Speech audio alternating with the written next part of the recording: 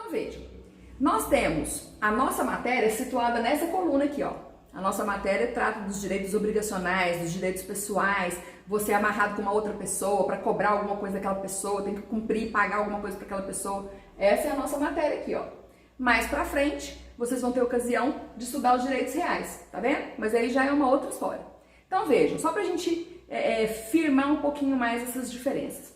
Para começo de conversa, em relação ao objeto, nós vamos perceber que nos direitos reais, qual é o objeto ali, né, que é que o sujeito tem poder sobre ele? É um bem, é uma coisa, tá? Então você é proprietário, é usufrutuário ou tem direito de habitação de um determinado objeto. E você vai exercer esses seus poderes sem ter que pedir licença para ninguém. Porque como você é titular daquele direito, você dentro dos limites legais vai utilizá-lo da forma que você achar melhor. Bens móveis, imóveis, semoventes, está tranquilo, está favorável.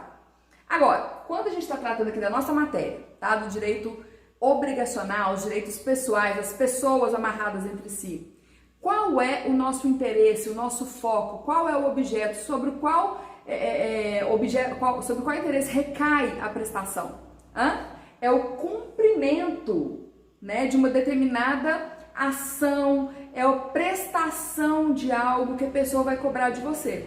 Pode ser uma entrega de coisa, pode ser um pagamento de quantia, pode ser uma prestação de serviço que a pessoa está esperando, pode ser que ela esteja esperando você devolver algo que é dela, né? Então nós temos aqui uma prestação que a gente está de olho e a gente vai cobrar essa prestação da pessoa ali que se comprometeu a cumpri-la, tá bom? Outra coisa, em relação aos sujeitos que estão envolvidos aqui.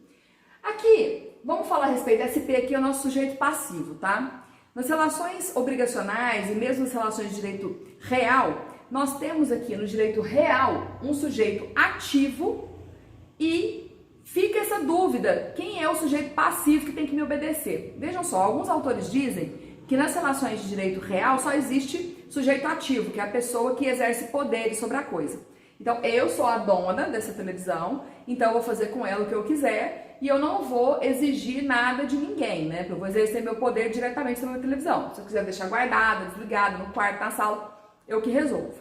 Agora, não existe o sujeito passivo, então, que tem que respeitar essa minha titularidade aqui de direito sobre a coisa? Existe sim, mas o sujeito passivo é indeterminado, é geral. Como assim geral? Gente, quem é que pode chegar aqui na minha casa, pegar minha televisão sem a minha autorização e levar emprestada para usar, né? E levar para casa para usar. Fora o ladrão, né? Que vai aqui e aí eu vou deixar de ser dona porque o objeto foi roubado de mim, né? Foi furtado de mim e eu fiquei sem ele. Aí então eu perdi minha propriedade.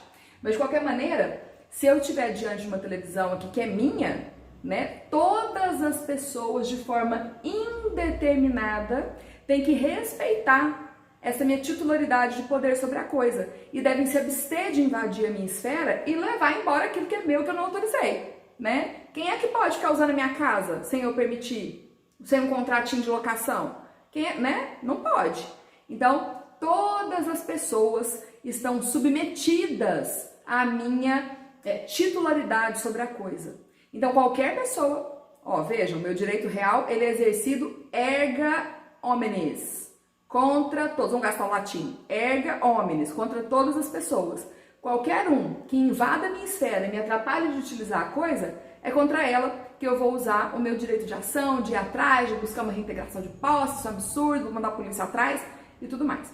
Nos direitos pessoais, quem são as partes envolvidas? Eu tenho o sujeito ativo e eu tenho o sujeito passivo, que são pessoas muito bem definidas. O sujeito ativo é o nosso credor, é a pessoa que tem o poder de cobrar, o poder de exigir a prestação de alguém, tá? E o sujeito passivo é o devedor, tá? É aquele sujeito que se comprometeu a realizar a tal prestação. É a pessoa que ficou de me entregar um objeto, a prestar um serviço, a devolver sei lá o que pra mim. Esse é o devedor, tá bom? As partes que estão envolvidas aqui são muito bem definidas, tá? A nossa relação obrigacional, ela tá fechada no seu próprio mundinho. Eu não vou sair aqui fora do meu círculo, tá, da relação obrigacional, para cobrar a prestação de um terceiro que eu nem sei quem é. Então, se eu comprei essa televisão, se eu tinha interesse nessa televisão e a empresa que me vendeu precisa receber, eles vão bater na porta da casa da minha mãe para cobrar a conta que eu não paguei? Não, eles só podem vir atrás de mim. Vejam que a nossa relação de direito pessoal só vai surtir efeitos interpartes, entre as partes que se envolveram, né? Então, se por um acaso a televisão não chega na minha casa até o final da semana e eu comprei na loja X, não, mas a loja X não me entregou. Cadê minha televisão? Eu preciso receber, cadê minha prestação da entrega da coisa? Eu quero receber. Aí eu vou lá na loja Y para cobrar? Oh, cadê minha televisão? É isso que eu vou fazer? Não, né, gente? Não foi com aquela pessoa que eu me vinculei. Então, os direitos pessoais amarram somente aquelas pessoas e eu não posso ir lá fora exigir, cobrar a prestação, né, cobrar de alguém que não se envolveu, ok? Outra diferença que a gente vê em relação à duração dos direitos reais e pessoais. Os direitos reais, eles têm uma tendência de permanência. Eu estava falando do ladrão agora há pouco. Essa televisão que eu comprei e paguei, até quando ela vai ser minha, né? Qual é o prazo que eu tenho para ser titular, por exemplo, de um direito real de propriedade? Faz a conta aí, quanto tempo? Um mês a televisão vai ser minha? 3 meses? 2 anos? 20 anos? 30 anos? Vejam que existe uma perpetuidade, não é eternidade, hein? Alô, não é eternidade, eu tô falando de perpetuidade, de continuidade. Até que aconteça algum fato, né, que tire este objeto do meu domínio, né, eu sou dona, eu sou usufrutuário, eu tenho direito de superfície, né, qualquer direito real que eu tenha, até que aconteça um fato que vai romper essa minha titularidade, que vai romper esse meu poder sobre a coisa, né, eu vou continuar sendo titular. Então pode ser, por exemplo, que eu tenha um usufruto de um determinado objeto por 20 anos. Então passou 20 anos, eu não tenho mais, né? Se por um acaso eu tenho um direito real que só vai perdurar até eu fazer 65 anos, quando eu fizer 65 anos, eu não tenho mais. Aquele direito real não vou ser mais titular. A minha televisão que é minha, que tá aqui na minha casa, bonitinha, se o ladrão leva ela embora e eu nunca mais recupero, pronto, não tenho mais. Se ela pega fogo, porque deu um choque elétrico aqui da rede, estourou a televisão, deu perda total, eu não tenho mais o objeto. Se eu morri, eu também não vou ser mais titular daquele objeto, tá? Se eu vender, se eu doar, se eu quebrar, se eu destruir, se eu quebrar, né? Então, lógico que podem haver situações que façam com que eu deixe de ser titular daquele direito real. Isso é perfeitamente possível. Agora, em relação aos direitos pessoais, o vínculo de direito pessoal, gente, ele não é perpétuo, ele já nasce para se extinguir. Quando você se vincula numa relação com uma outra pessoa, que você tem um interesse X dela cumprir para você, pagar aquela quantia, prestar aquele serviço e tal, então a obrigação ela já nasce para se extinguir. Porque o que você quer? Você quer a prestação satisfeita. Você está amarrada podendo cobrar a pessoa até o momento que ela faz o que tinha que ser feito. Então vejam, comprei a televisão, deu tudo certo, foi tudo entregue, tá tudo respeitado, manual, garantia, tá tudo certo. O vínculo obrigacional que eu tinha de cobrar a entrega da coisa se desfez, tá? Então o vínculo obrigacional ele vai se desfazer, ele vai se desmanchar. O ideal é que ele se desmanche com o cumprimento da prestação, aquilo que a gente tinha combinado, aquilo que a gente tinha ajustado, que a gente receba tudo que é devido, o devedor cumpra tudo que é devido e ok, todo mundo vai feliz para sua casa. Se houver inadimplemento, se houver descumprimento, se a pessoa te deixar na mão, o vínculo obrigacional está firme e forte. E você, é lógico, vai querer cobrar, vai querer receber, a pessoa continua te devendo. Mas depois de tudo satisfeito, tudo resolvido, ainda que na justiça, o vínculo obrigacional se desfez, né? Pode acontecer de repente do tempo passar, você não correr atrás de nada, né? Você podia ter cobrado uma determinada pessoa. Opa, deu um problema aqui, voltou a imagem. Você poderia ter cobrado uma determinada pessoa e tudo mais, e acabou não fazendo isso, e foi deixando aquilo, seguir e tudo mais. Lembrem-se que os direitos prescrevem, né? Os direitos pessoais aqui, eles prescrevem. Chega um tempo que você não os exerce, não os exige, lá pelas tantas, já era. O direito real, em regra, ele não vai prescrever. Porque assim, não é o fato de, né, se eu não usar minha televisão, não quer dizer que ela vai deixar de ser minha. O fato de eu não exercer minha titularidade, deixar ela guardadinha na caixa lá no porão, né, não faz com que ela deixe de ser minha, tá? Mas, logicamente, se eu deixo ela abandonada, alguém passa a mão e começa a usar essa televisão, existe a possibilidade da uso capião, tá? É matéria mais pra frente, mas é uma prescrição às avessas. O tempo passa, eu tenho direito sobre um determinado bem, não corro atrás, não protejo essa titularidade do bem, e outra pessoa que fez uso da coisa pode acabar tomando esse objeto para si. Mas também é uma matéria que está mais para frente um pouquinho, tá bom, gente? Outra coisa que eu queria comentar é em relação a quais são os direitos reais e quais são os direitos pessoais. Vejam que os nossos direitos reais, eles estão previstos na legislação, tá bom? Você vai abrir de novo lá o artigo 1225 para ver a listinha, tá? Quais são os direitos reais que existem previstos na legislação. Por quê? Aquele rol, tá? Aquela lista que está lá nesse artigo, é uma lista fechada, números clausos. É uma lista fechada, só são direitos reais aqueles criados pelo legislador. Então, o legislador definiu quais são os direitos reais que a gente tem no Brasil. Repetindo, propriedade, superfície, servidão, usufruto, uso, habitação, direito do promitente comprador, tem a listinha lá, com todas as regras de como você adquire esse direito real, como é que você se torna titular de um direito real, quais os poderes que você vai exercer sobre determinado bem, quando é que você deixa de ser titular de um direito real, tá tudo na lei, tá tudo na lei. Agora eu te pergunto, com quantas pessoas você pode estabelecer quantos vínculos ao longo da sua vida em torno de uma determinada prestação do seu interesse? Quantos? Inúmeros. Você pode se associar a qualquer pessoa que você quiser, tratando de qualquer tipo de interesse ilícito previsto na legislação. Você pode regulamentar qualquer tipo de assunto, tá? E lá na legislação, quando a gente falou, os contratos são fonte das obrigações. Por que eu tenho aqui o direito de cobrar a televisão da loja? Porque eu tenho um contratinho de compra e venda com a loja. Eu sou a compradora, eles são os vendedores, e a prestação é justamente a entrega da coisa e o pagamento da quantia. Não é isso? Então, eu posso aqui dar uma olhadinha no código, tem uma lista de contratos que estão ali no código. Compra e venda, locação, comodato, doação, seguro, né? Existem vários tipos de contrato previstos na legislação. Mas aquela lista, aquele rol, é um rol exemplificativo.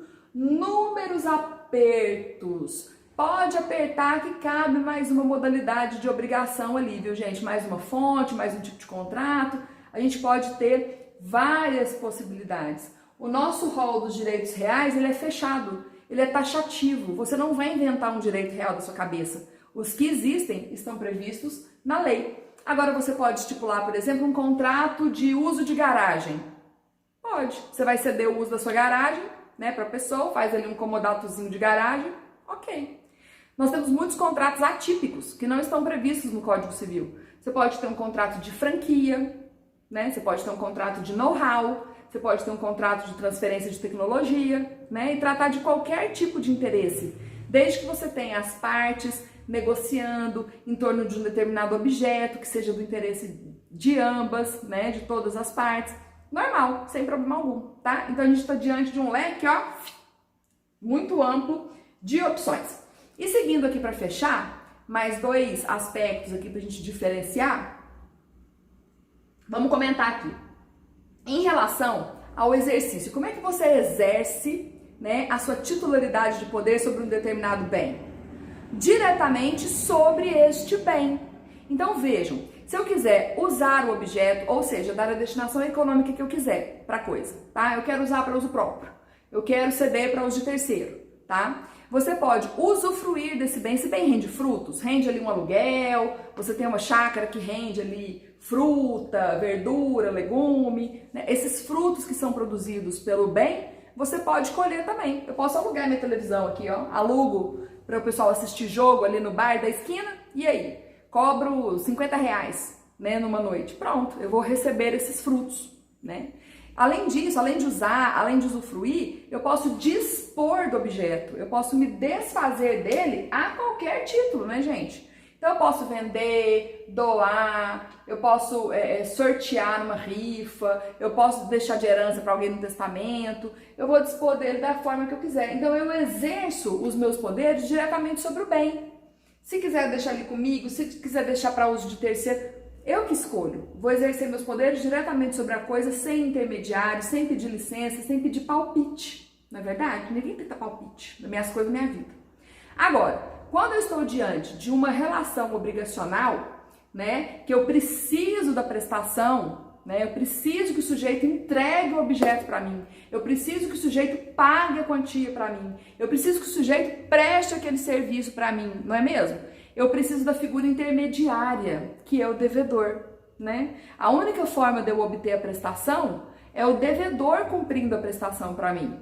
Se ele não cumprir a prestação, eu ainda vou ter que entrar na justiça, forçar essa execução, né? Pedir para o juiz fixar lá uma multa diária para cada dia que a pessoa não fizer o que ela falou que ia fazer para mim e tal. Então é uma coisa bem trabalhosa, a gente precisa da pessoa, do devedor, para poder receber aquilo que é devido, a prestação devida, tá? Então, realmente, a gente não tem como aqui fugir, porque o vínculo obrigacional, lembra? Tá amarrando ali as partes, tá ali vinculando as partes.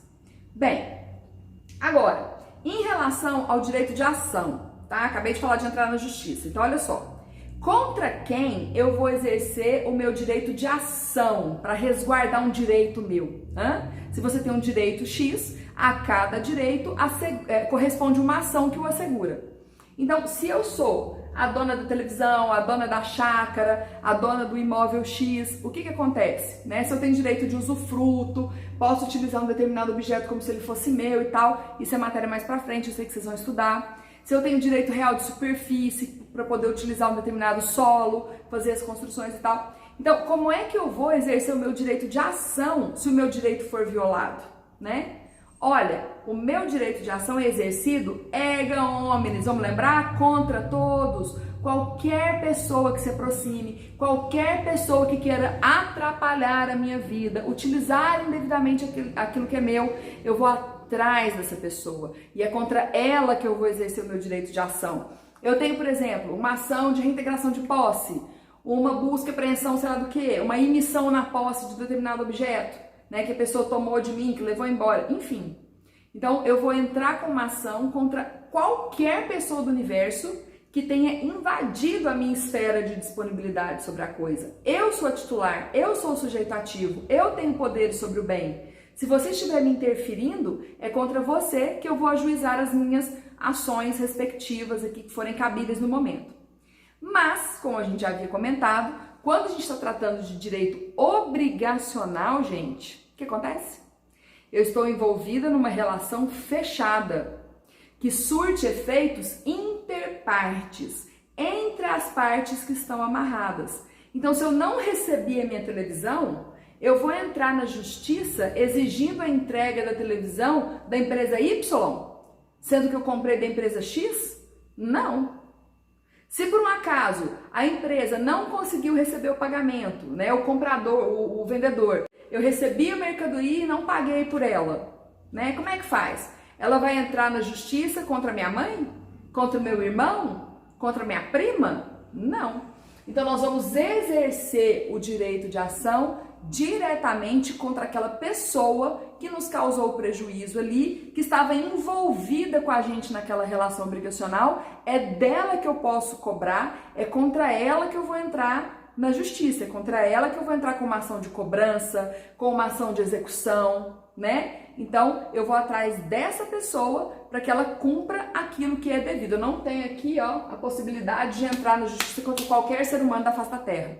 Não. Eu vou entrar na justiça para buscar, para exigir a prestação daquela pessoa com a qual eu me vinculei, certo?